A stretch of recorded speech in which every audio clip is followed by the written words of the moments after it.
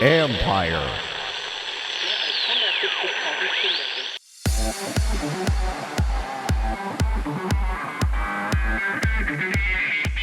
Can your phone train you better on the spot? But we've got a mix of things, because the reality is that that problem around being able to coach remotely, but coach effectively remotely, is a problem that not just the schools will have, but is a problem that independent coaches have today. That's Francisco Baptista, founder of Teamsportz, where mobile technology helps you understand your abilities immediately. This is the Future Sport Podcast. I'm Bram Weinstein.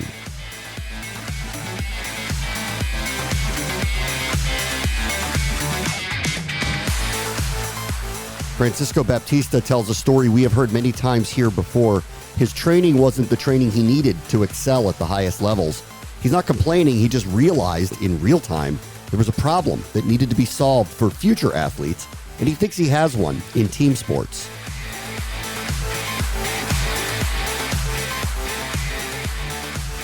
Our guest this week is Francisco Baptista, who is the founder of Teamsportz, sports that ends with a Z, which is a new AI multi-sport app that initially was designed to help with amateur sports and built specifically to help you connect and learn more about your conditioning and your performance. Francisco, thanks so much for joining us. No, thanks for having me. Tell me a little bit about the app. What does it do? Sure. So Teamsportz aims to connect coaches and players.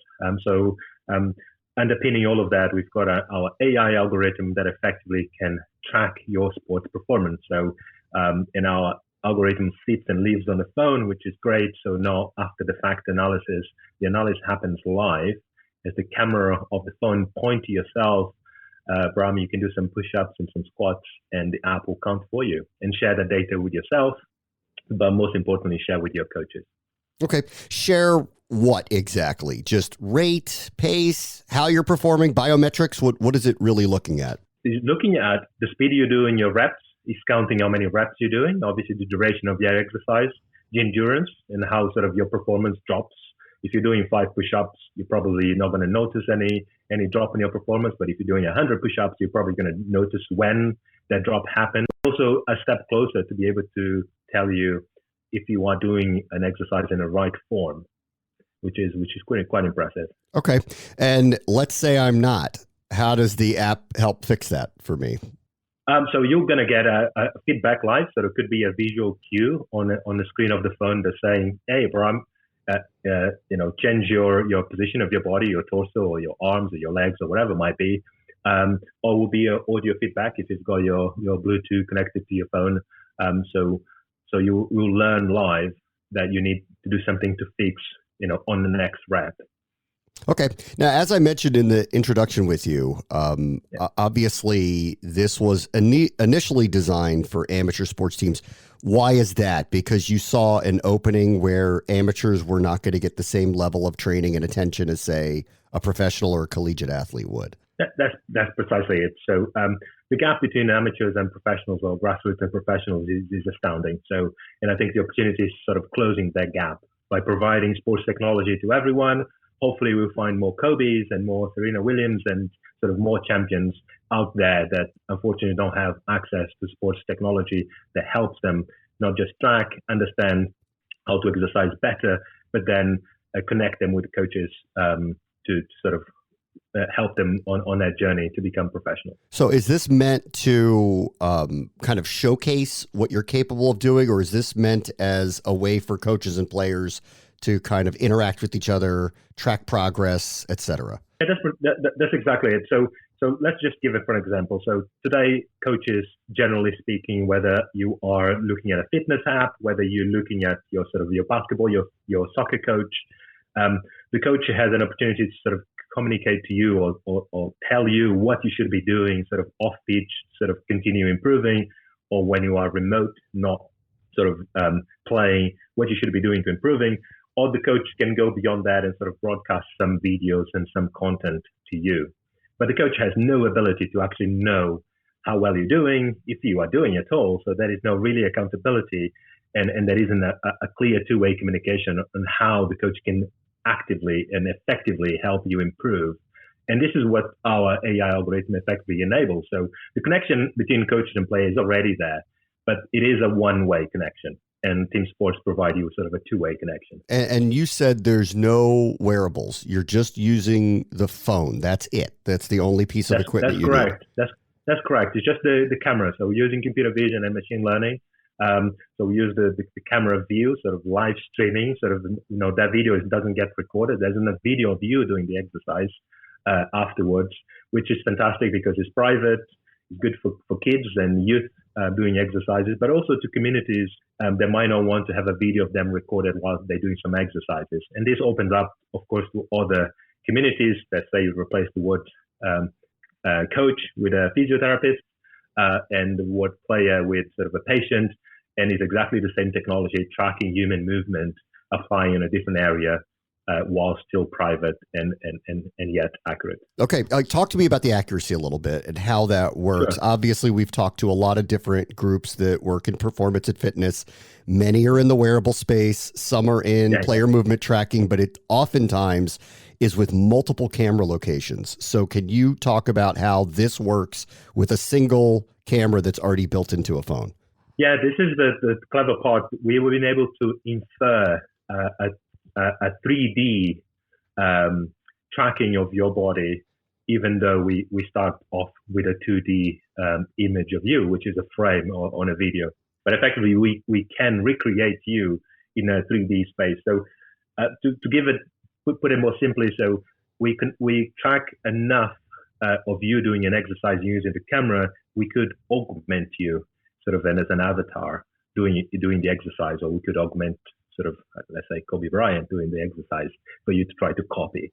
And we're doing that just using the camera, so no support of any wearable. And it works. And it works. Okay, all right. Yeah. You don't have to answer this specifically if this is an uncomfortable question, but if you're not selling a wearable and you're not selling equipment, how do you monetize Teamsportz if it's just a downloaded app that's used mainly as a service for athletes? Sure. So clubs come in and buy into the platform because the platform enables them to connect and sort of understand sports performance.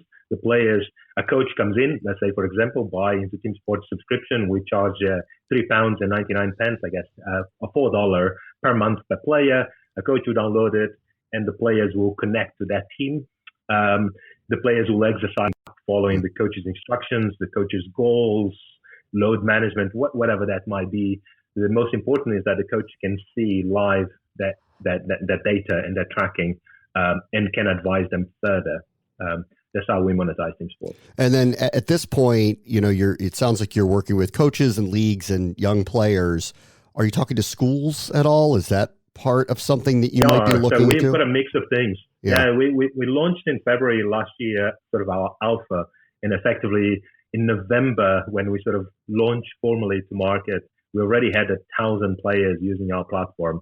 So we've got schools, so primary schools, college, or secondary schools here in UK using Teamsportz. We've got rugby clubs, sort of independent rugby clubs. We've got five-a-side sort of soccer clubs, and we've got various basketball clubs. Obviously, my influence as a basketball player attracting more basketball clubs than anyone else sort of into the platform. But we've got a mix of things because the reality is that problem around being able to coach remotely, but coach effectively remotely, is a problem that not just the schools will have, but is a problem that independent coaches have today. So yeah, it's a common problem.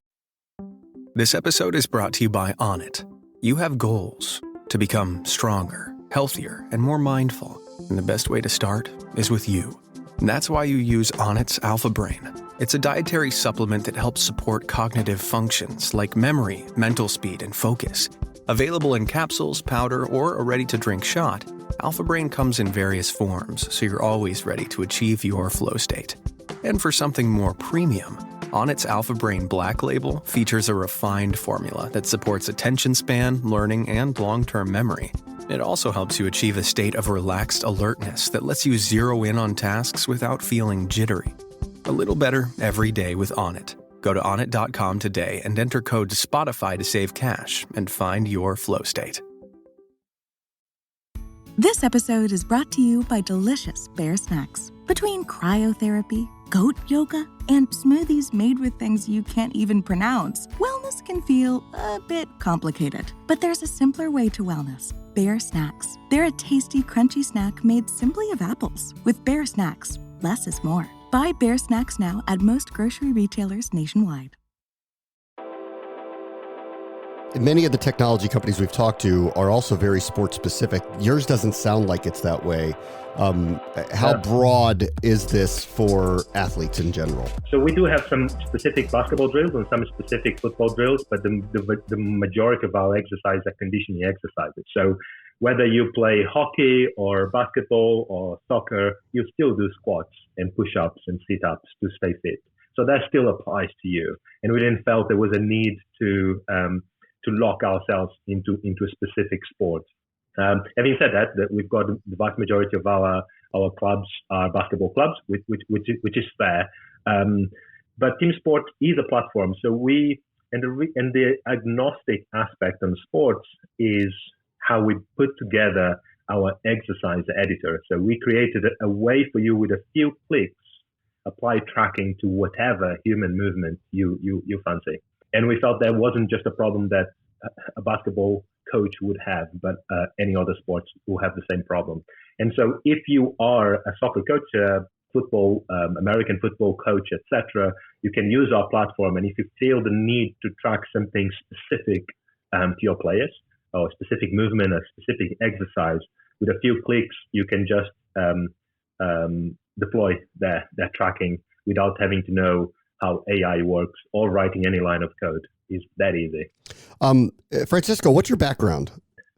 Sure. So I was originally born in Angola. I was lucky that sort of traveled the world with my family, studied in Brazil, lived in Portugal, and sort of ended up here in UK, settled. I'm a software engineer by profession, and sort of my hobby is playing basketball. So I guess Teamsportz is a combination of sort of my skills as a software engineer and my hobby to trying to solve a problem that I felt myself, sort of as a grassroots amateur athlete. You know, we sort of scrapping for resources to trying to tap into sports technology. And I felt enough is enough, and that can be done cheaply enough using my skills, and we've done it. We've done a lot of work here as well, talking to people about training in the most effective manners. As you probably know, that's changed through the years. There's a lot of different thought processes about how an athlete could train, load management, etc. How cognizant are you of those type of methodologies as you start to build this out with younger and younger athletes? Yeah, so this is why Teamsportz is effectively a conduit between the coach and the player. So Teamsportz will never say to you, "Hey, exercise faster." We've got the data. We could tell that last week you've done it faster, or you've done it more reps, or you've done it more sessions than you're doing this week. We could push you a notification and say, "Do it faster." But we don't think that is a place for Teamsportz to be. So their human context only comes from your teammates and your coach. And so really is for the coach to set the goals for you to exercise, whether to reduce the number of exercise and sessions that you do, sort of load management, because the coach is constant to the fact that you've been pushing your body to an extreme, and Teamsportz effectively is just a conduit to their sort of coaching philosophy, their method, and sort of their human context. We do not get in the way and sort of trying to become a coach or trying to sort of, we effectively giving sports technology that now the coaches and players can have a more meaningful conversation around sports performance and understand, each other's needs, and et cetera, et cetera. Yeah. Okay. Last thing, privacy. What happens with all the information that is being gathered by all of these specifically younger people that are exercising? Yeah.